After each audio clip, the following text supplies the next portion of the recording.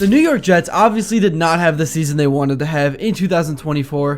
Things went downhill very quickly, and Aaron Rodgers at his old age did not perform as well as fans were hoping, coming off that injury. And the offense just couldn't get its feet off the ground. But things are about to change in 2025. I'm not saying Rodgers won't be the quarterback next season, but I think the Jets front office is about to attack this upcoming draft. And there are a few free agents I like as well. And along with that, I like what the Jets are doing with the coaching staff. So I want to talk about it all. But first, before I begin, I would really appreciate it if you would drop a like and subscribe. It only takes 5 seconds, plus you can always change your mind. We are on the road to 50,000 subscribers, and with your support, I believe that we can get there super fast. Alright, so I really do think the Jets in 2025 are looking to create a downhill, run down your throat type of offense, and from there, attacking through the air. I think they are trying to bring a little bit of that Matt LaFleur into their offense, and to do that, obviously you have to have a dominant offensive line and a big tight end that can block.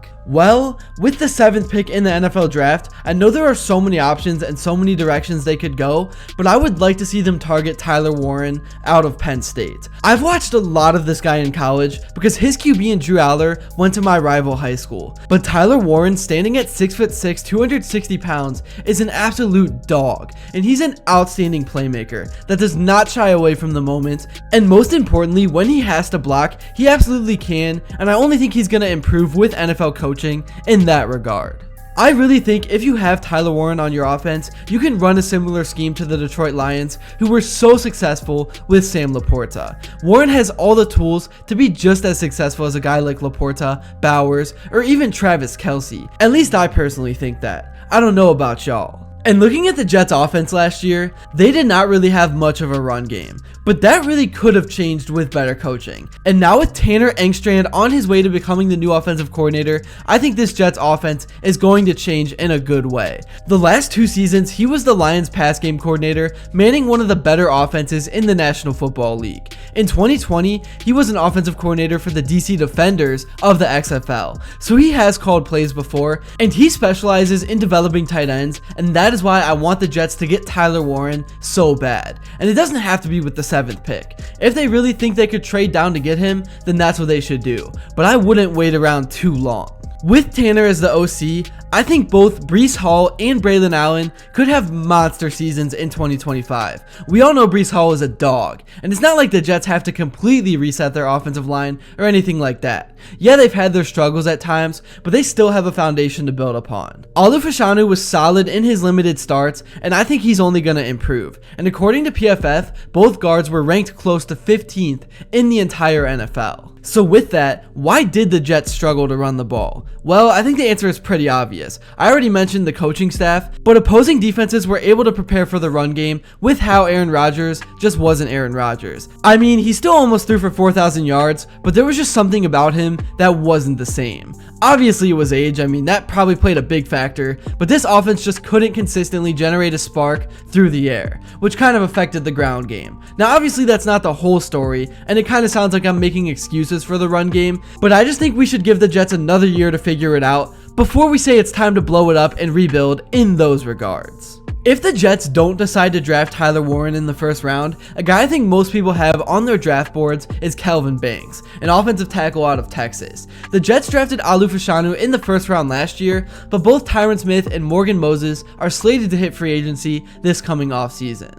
And neither are long-term solutions. And when compared to Will Campbell, the other consensus top tackle in this year's class, Kelvin Banks may not have as polished of technique, but he arguably surpasses him in terms of flexibility and physical upside. If they both pan out, both Banks and Fashanu would give the Jets a formidable long-term tackle duo for Allen and Hall and also Aaron Rodgers. I think it's clear if Rodgers is back, it's probably just a one more year type thing. But if he's back there behind center, he needs consistent and clean pockets. The days of him scrambling and evading pressure are done. In order for A-Rod to be successful, the Jets offensive line will have to be a top 10 unit in the league, no questions asked, at least in my opinion. But yeah, kind of piggybacking off what I was talking about earlier, in that the Jets can only be successful if they have a run-first offense. If the Jets do open up the first few drives of the game next year, attacking downhill with Breece Hall, they really can take a page out of Matt LaFleur's offense by having the play-action game develop off of that. And then more news going on with this team on the coaching side is that according to Connor Hughes, the Jets are keeping wide receivers coach Sean Jefferson, and they blocked all interview requests for teams interested in him. I think that clearly this is another W move. He's clearly shown with his track record that he can develop young receivers. I mean, just look at Garrett Wilson and what he has done there. So good move by New York. Let me know if you guys agree in the comments below. Anyways, the one move I am really set on the Jets making is getting Tyler Warren. I know I have already went on a whim about him, but this is a generational talent. I know how much I stressed and harped on the offensive line, but Warren is a guy that's going to be on the line at times anyways, and I really do think he is going to transform the potential that the Jets have with play action. At Penn State, in an offense that was built by the run, which I think will be similar to the Jets' style, Warren put up a whopping 1,233 yards with 8 touchdowns, and he was one of the Nittany Lions' only real threats. So defenses were able to game plan solely around him, and he was still able to be super effective. So imagine him being plugged into an offense with weapons around him like Breece Hall, Devontae Adams, even though he's aging, Garrett Wilson, even Allen Lazard. All of a sudden, the Jets could have their missing piece. And at the end of the day, an opposing defense can only guard so many people. And if the Jets do draft one of the later round QBs for extra security, or they go out and get a more reliable backup, we could be looking at one of the better offenses in the league. And I really do believe the defense is going to be good next season. I know I'm being quite optimistic, but I just feel like 2024 was an unfortunate series of events. I think this team is better than that, and once they plug a few holes, it will be off to the races. Anyways, talking about the draft beyond the first round, in the second round of the draft, the Jets are projected to take Alfred Collins, a defensive tackle from Texas. Quinnen Williams is still one of the best defensive tackles in the game, but the Jets could use an upgrade alongside him in their defensive interior. A versatile defensive lineman who can rush off the edge and along the interior, Alfred Collins is an explosive man for his size, with ideal instincts against the run and an intriguing combination of both size and also speed. In the third round, the Jets are projected to take Jaden Higgins, a wide receiver out of Iowa State. I'm assuming this would be a pick the Jets would make if they don't get Warren and they draft an offensive lineman instead, but the report on Higgins is that he is a coordinated, big-bodied receiver with impressive ball skills who rarely drops passes. No matter who the Jets quarterback will be in 2025, he would be a welcomed addition to their wide receiver room. And then in the fourth round, the Jets are projected to take Mello Dotson, a corner out of Kansas. He's got a lot of raw talent and upside. Obviously he still has to develop, and he started all 12 games as a senior, recording a career high 5 interceptions, 49 tackles, 2 interceptions that were returned for a touchdown, and then 7 pass breakups.